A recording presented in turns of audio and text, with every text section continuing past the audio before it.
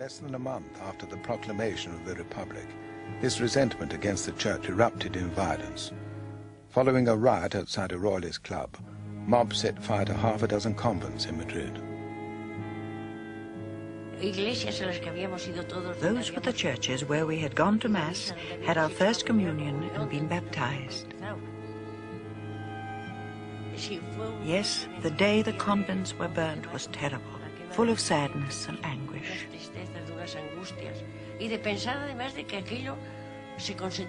Our feelings were aggravated by the knowledge that it was being condoned. Nothing was done to stop it. The mobs were burning churches and convents, and nobody intervened. It was a terribly sad day.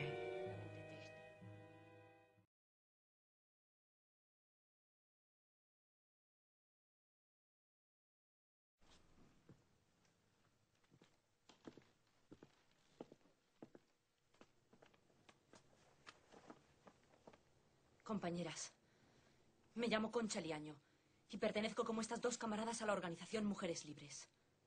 Desde el domingo nuestro país vive una situación revolucionaria. Los símbolos de la opresión están ardiendo. Los obreros han ocupado las fábricas y los cuarteles. El ejército, el odioso ejército que durante siglos oprimió a la clase obrera, ha sucumbido ante el ardor revolucionario de los hombres y mujeres del pueblo.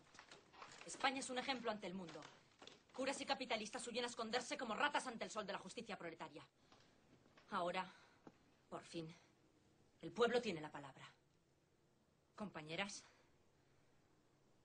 ha estallado la libertad. These were the words that rallied the men and women of the working class to join the fight against the army rebels. The words that shattered the structure of capitalism and ended the oppression of the proletariat.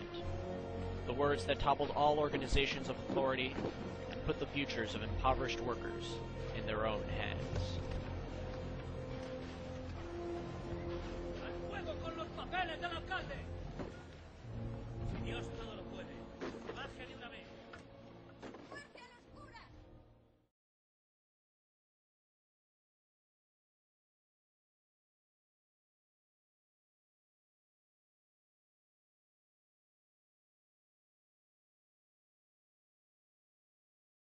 Dolores Ibarruri, a communist deputy known as La Pasionaria, had already stirred the hearts of the Madrileños at the outbreak of the war with her defiance.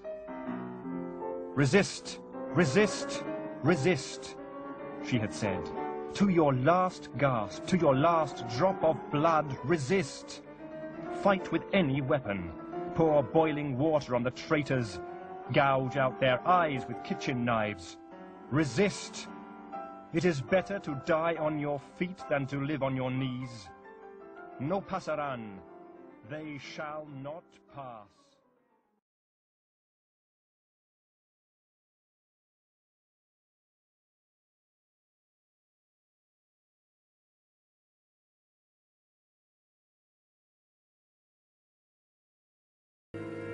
"13 bishops died in the revolution, and nearly 6,000 priests, nuns and monks.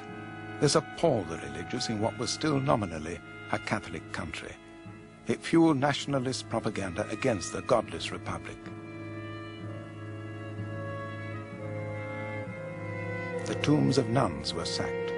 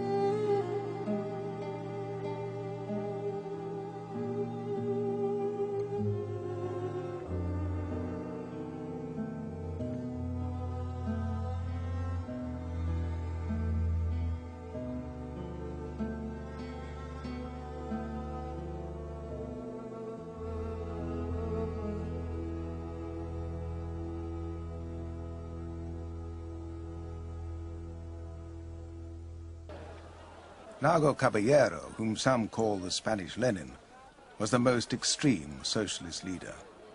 He was now calling for a revolution that would impose the dictatorship of the proletariat. The right was terrified.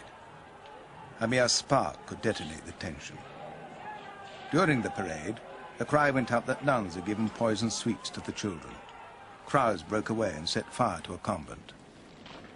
The government of the Republic was fighting desperately to stave off the collapse of the state itself, but the socialists still refused to join the coalition. The leadership of the Republic was now increasingly isolated.